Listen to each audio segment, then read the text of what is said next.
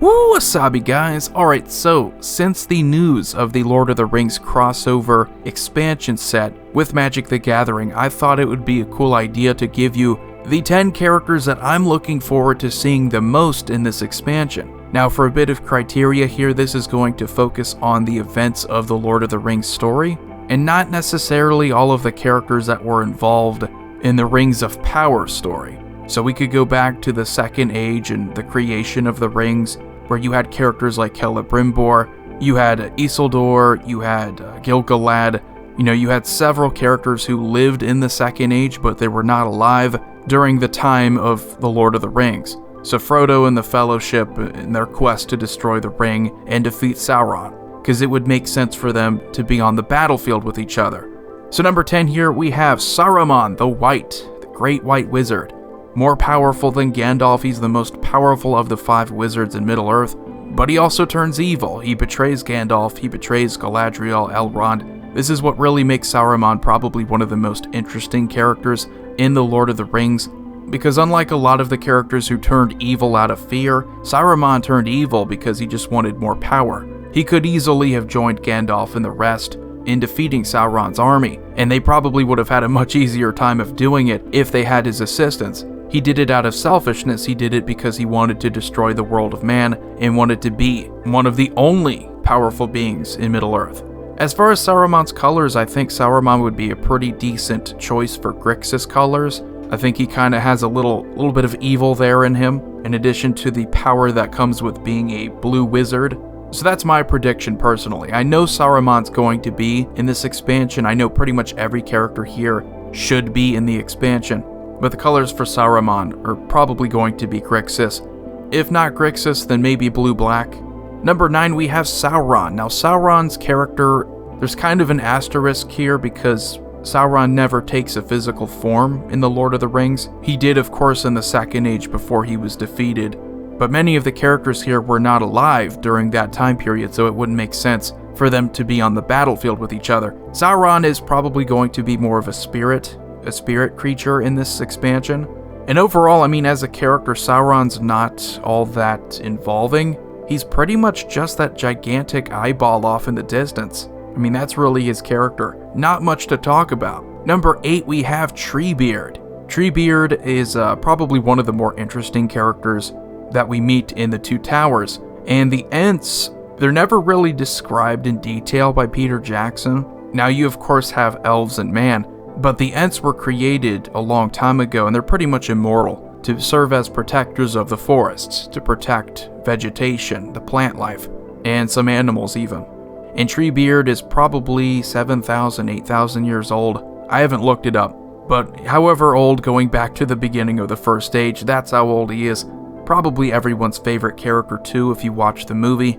Just such a cool concept from Tolkien. Now, color-wise, I mean, I didn't mention the colors for Sauron. I guess Sauron could be red and black. But color-wise for Treebeard, probably just mono green.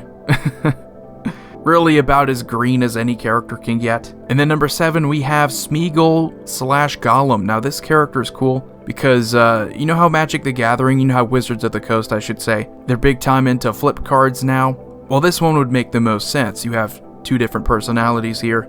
You have the poor, tortured Smeagol, and then you have the vicious, vindictive Gollum. And overall, I mean, just one of the most memorable characters in all of the movies as well. He was in The Hobbit. When it comes to the power of the ring, it's really hard to imagine that storyline without having a character to show you just what that ring can do to you. So Smeagol's character is, without a doubt, one of the most important throughout the stories.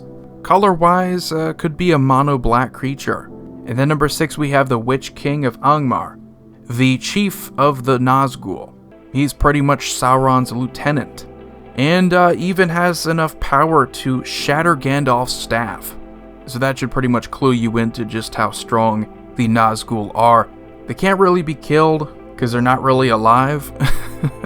And to be honest, I guess this could be any card. I guess this could be just Nazgul, and maybe you have a condition where you have up to 9 of these in a deck. That would be pretty cool because there are 9 ring wraiths. But the Witch King, if there can only be one Nazgul in the set, it's probably going to be the Witch King.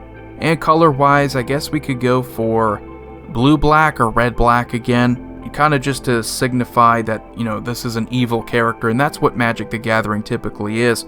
You have colors that represent, who's on the good side, who's on the bad side. Black and red tends to be more evil, whereas white and blue or white and green tends to be more righteous.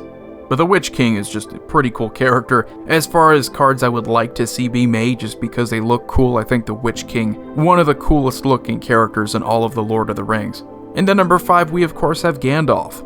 Gandalf is significantly powerful. And that showdown with the Balrog and the Fellowship, while that was such a cool event, I don't think, even Peter Jackson's films, they kind of understate the significance of that. But the Balrogs, they're Maya. Gandalf is also a Maya as well, so that was a Maya showdown. 2 of the most powerful beings in Middle-earth at that time, fighting to the death. So that was such a cool scene. And this could also be another flip card too. So you could get Gandalf the Grey and then Gandalf the White. Both existed during the same timeline. Even though Gandalf is, going back to The Hobbit, Gandalf's story just really gets interesting once we go into The Lord of the Rings. Color-wise, he could be Bant. You could have 3 colors here to match the 3 colors of Saruman, so if Saruman is Grixis colored, I think Gandalf could be Bant colored. So you get the power of blue being a wizard, and then you kind of have white and green to signify his alliance with the elves at Rivendell, his desire for peace and order. And then number 4, we have a lot of people's favorite character, Aragorn. A lot of this is because his story is just so significant, it's a redemption story. But it's also just one of great triumphs. A lot of the battles that were fought in The Lord of the Rings, without his help, without his guidance, many of them, if not all of them, would have been lost. He is easily the most skilled of the warriors that you see in action during The Lord of the Rings. He has a lot of experience. Even starting with the Fellowship, he still has a pretty decent reputation, and it only just grows from there until he becomes king at the very end. Is he my personal favorite character? No, but he's definitely a very important one. Color-wise, I think he could easily be Boros colors. A lot of the human soldiers in The Lord of the Rings could be Boros colors, and I think that would be fitting of Aragorn. And then number 3, we have Lady Galadriel. The elves are probably my favorite characters in all of Tolkien's works, because they're just so different. They're so different from us. And Tolkien did a good job of kind of setting man apart from elf, and kind of enforcing the idea that these are beings who are borderline divine. They are immortal, but they used to be in the presence of actual gods, if we're going to consider the Valar to be gods. They create things, they pretty much are, but they were in the presence of the Valar, so Galadriel actually lived with them. So not only is she one of the most beautiful characters in The Lord of the Rings, but she's also one of the most powerful. Much of what she knows is from that time period where the elves used to live with the Valar. And a lot of the reason why I think elves are just interesting is because their story is so long. Because they're immortal, they exist in the First Age, the Second Age. Galadriel was pretty much there to see almost all of it. She was pretty much there for the whole story of the Silmarils, Fëanor, the earlier elves, and without a doubt, we've talked about Balrogs and Sauron, we've talked about Gandalf's power, Saruman. Galadriel might just be the most powerful being in Middle-earth, or at least very, very close. She is definitely the most powerful elf during the time period of the Third Age. Galadriel's colors could very much just be Bant, very similar to Gandalf. That would make more sense to me because she has access to more, she can do more. Maybe even 5 colors, she might be that crazy. Number 2, we have Elrond. I love Hugo Weaving. I love just this guy's look. You get the story of the end of the Second Age when Sauron was defeated for the first time. Elrond was there to see pretty much all of it, the significant parts of the Lord of the Rings story, going back to the creation of the rings. Elrond is also interesting because he's half elf, half human.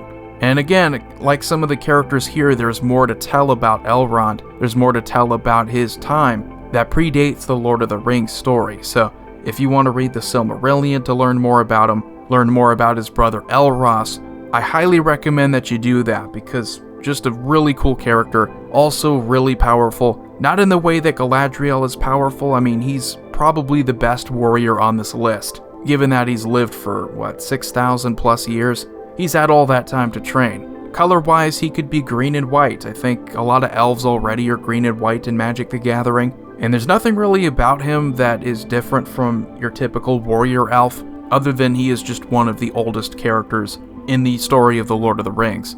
You know, he and Galadriel were part of the Silmarillion story. Now, before I go into number 1, let's talk about some honorable mentions here. I am a fan of elves. I think elves are my favorite race from Tolkien's books, but Legolas is one I think a lot of people like just because of Orlando Bloom's performance. But outside of the Fellowship, Legolas, there's not really much going for him. I mean, Tolkien never really gave him that much of a backstory, which would lead you to believe that when looking to create the Fellowship, he just kind of said, alright, he's pretty much just the elf of this group, and he didn't really put much else into that character.